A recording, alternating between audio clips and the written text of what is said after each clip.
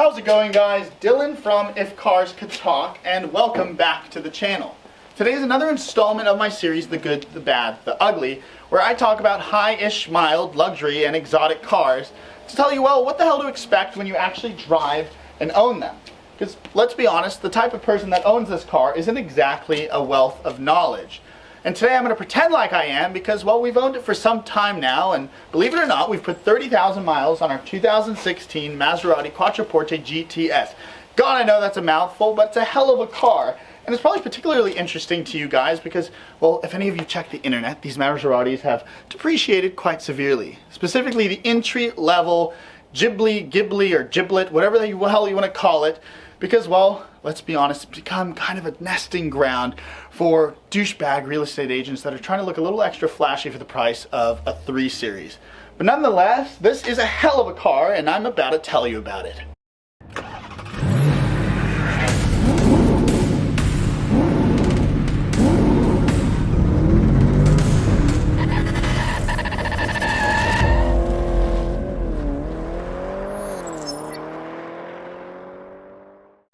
Now, not too long ago, the thought of an exotic car manufacturer making something like a sedan or an SUV would have been considered sacrilege. However, our market has changed quite a bit in recent years, and Maserati is capitalizing it on it with this, the Quattroporte, meaning 4 doors. Yeah, now it's a bit ridiculous naming something after 4 doors, but like everything in Italian, it gets a lot cooler when you convert it from English. Let me give you a good example. Literally the word boring in English, when converted to Italian, sounds cool. Noiosa. The Maserati Noiosa.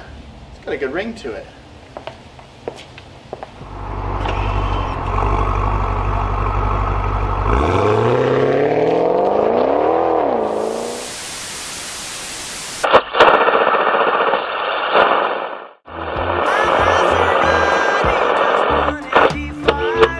Now, when Joel Walsh wrote that song, he was wrong about one thing. My Maserati goes 191.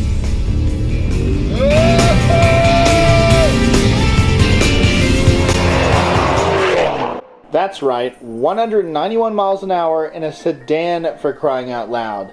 Bet little old Billy didn't see that coming when he wrote his song. In no way would I describe this machine as noiosa.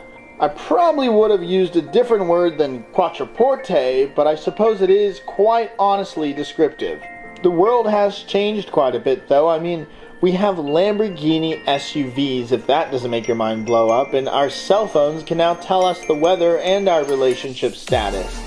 We ask a lot of this world, and now we're asking a lot of our cars. The Quattroporte is forced between 2 faces, luxury and sport. And I'm glad to say it answered the calling because, well, this car can make you crap your pants and fall asleep all in the same trip.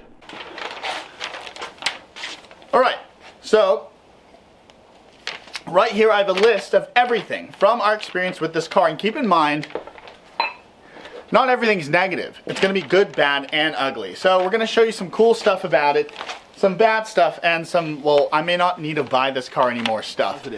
And I have to say, one really positive thing about it is it's a really good looking car. Even with a towel on it, sorry. I wanted to make sure it was clean so you guys didn't yell at me in the comments. But basically, it somehow manages to look like a sports car, yet it's a sedan. And you got to keep in mind, designing things like sedans and SUVs to be sporty isn't exactly easy because you got so much extra crap to deal with.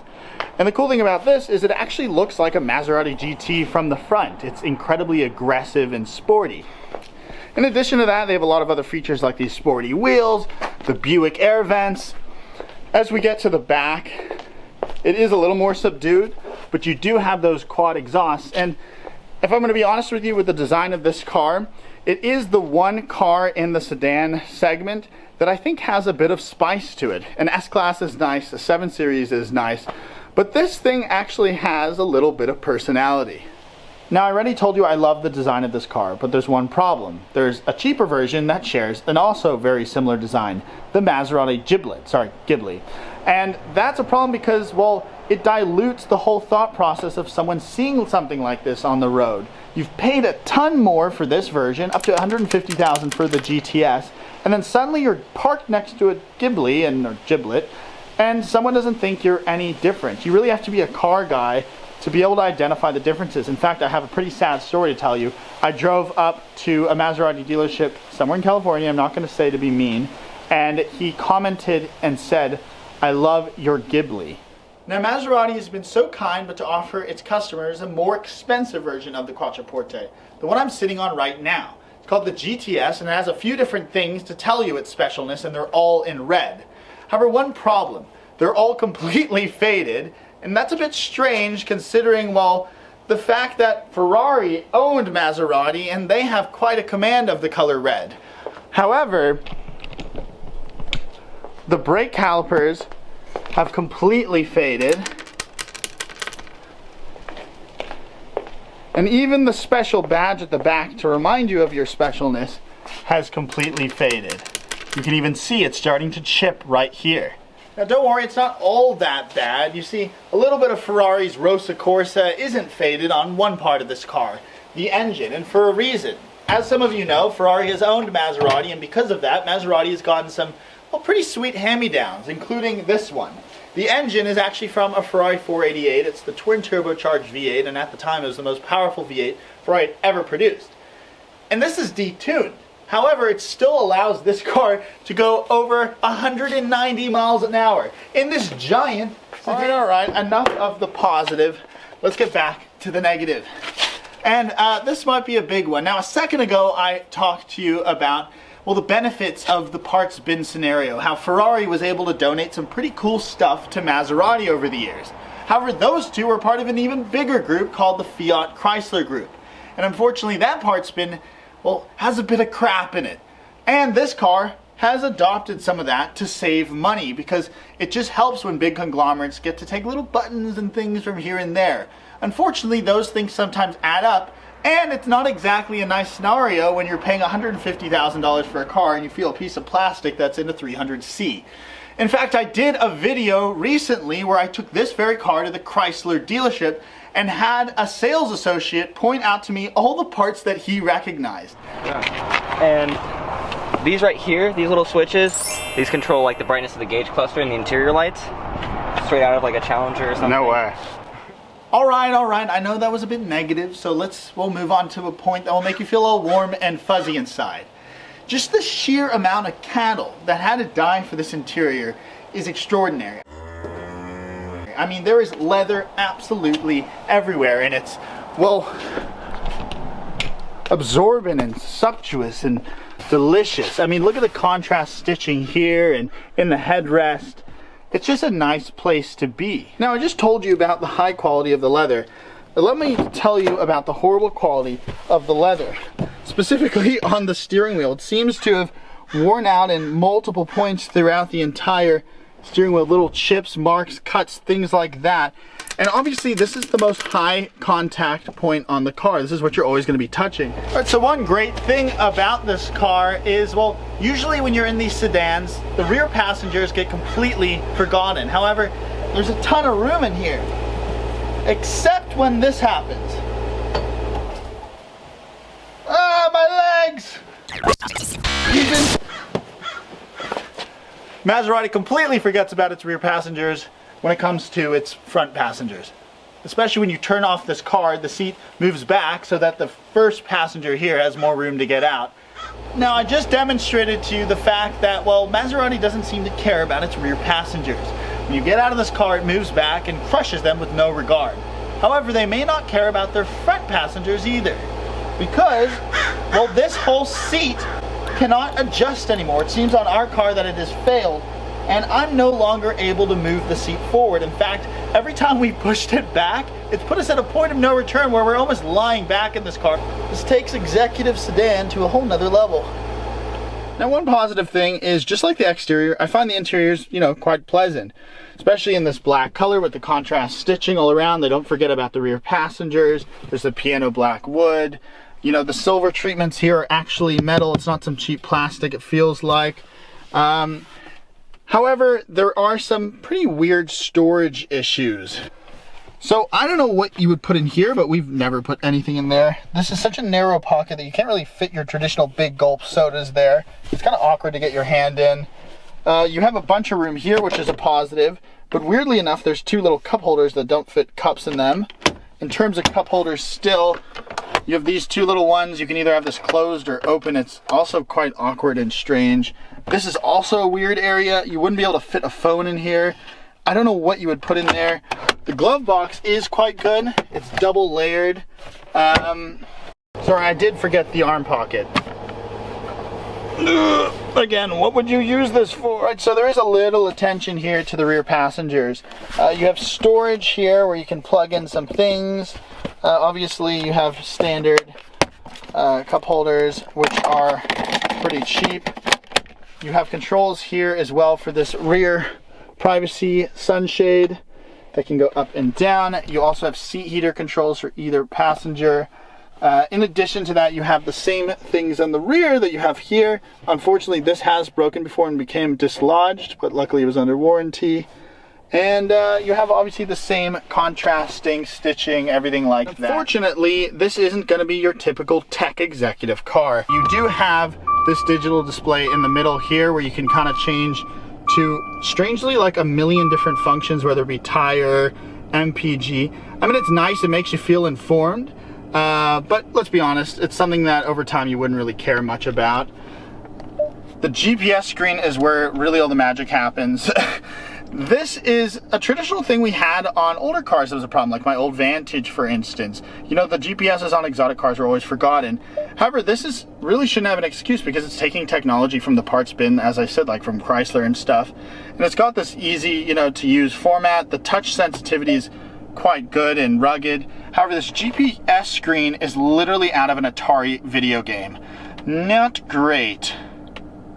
And the screen magic doesn't stop there because, like most cars do today, you have a rear reverse camera. However, this shares about the same quality as, well, I don't know, a black and white bank vault camera. It's just terrible. It doesn't really give you much. And this is something you're supposed to be relying on, obviously not to hit small, tiny children. We have to stare at my crotch for a second because I'm going to show you one actually kind of weird, cool thing about it. So there's a little button here, there, and you can push it forward and back to actually move the pedals forward and back.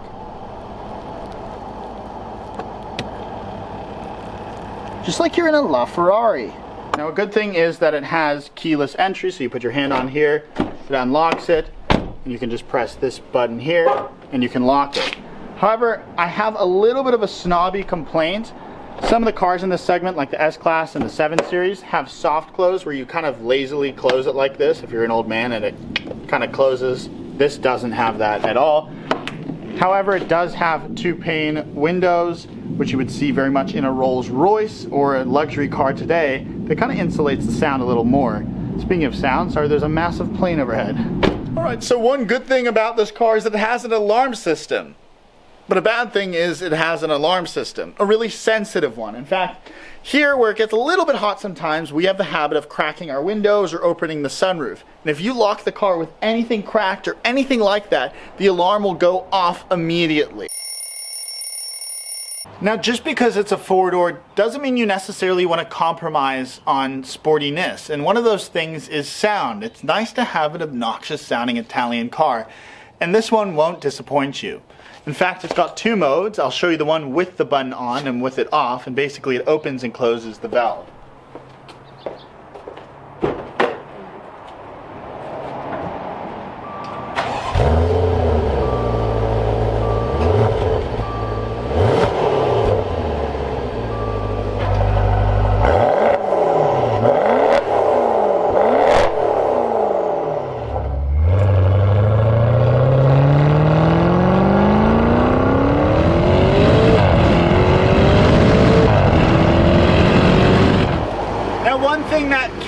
A bit annoying is how low this car is. Now, yes, it's cool having a sporty look, but you're in a sedan still, and you have sedan-like people that don't want to deal with stuff like this. You want the benefits of a sports car, but not necessarily the negatives. And this car is simply far too low, and not everyone wants to get their bumper resprayed.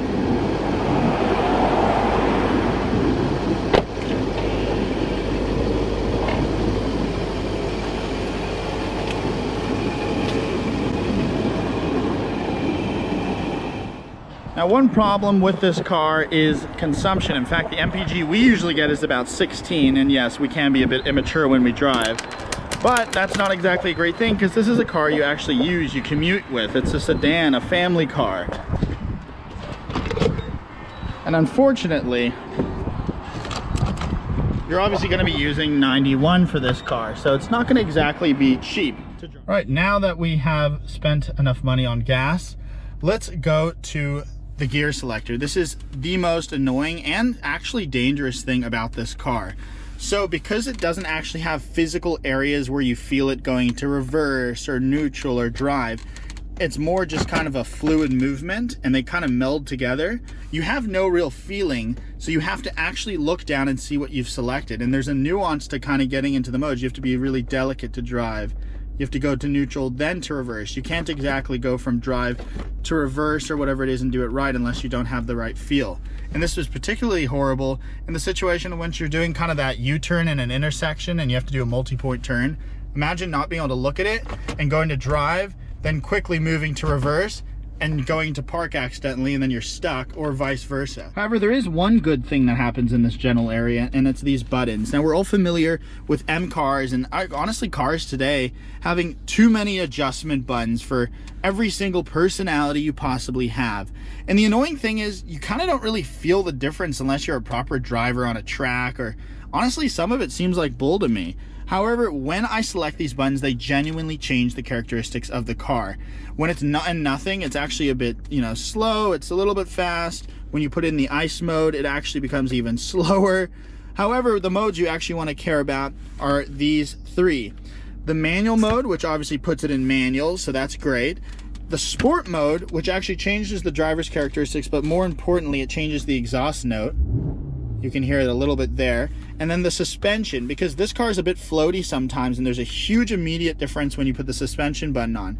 So that's kind of a cool thing about this car, is these genuinely change the characteristics. However, just like when you can't see the shifter, when you're kind of in a hurry moving around in an intersection or whatever it is, say you want to have some spirited driving or pass someone quickly and you're in a slower mode, it's hard to kind of look down quickly and boop, boop, boop, and select everything. It actually can be quite dangerous as well. All right, now let's mount you here for a second, and you can be my victim as I drive. So, as I said, we've selected now drive. We've successfully done it. I'm putting into manual, sport, and the stiff suspension. So we should be all set up for childlike driving. Now, some issues I've had with this, and we're going to open the window quickly, is when you press on the brake, you can hear a lot of squeaking, and that can be a pretty annoying thing in this car, because you're trying to look all nice, pulling up in your fancy car, and it just squeaks like hell. I don't know if you can even hear it, but it squeaks, believe me, I'm not hearing things. Now, a positive thing you obviously want in a car like this is you want it to be two-faced. Now, two-faced isn't usually a good thing, but it's good in the sense that it has multiple personalities. You can be comfortable and quiet in this, or you can simply press a bunch of buttons, suspension, sport, manual, and hopefully don't crash while you're looking down. And then suddenly it becomes an absolute monster. It's got over 500 horsepower. As I said, it is a Ferrari engine. It's a twin turbocharged V8 that propels this thing to over 190 miles an hour, which is just insane. But there is one negative to all this power. It tends to go through tires quite a bit. In fact, the tires can spin up to first, second, and third, as I shall demonstrate in a very childish way right now.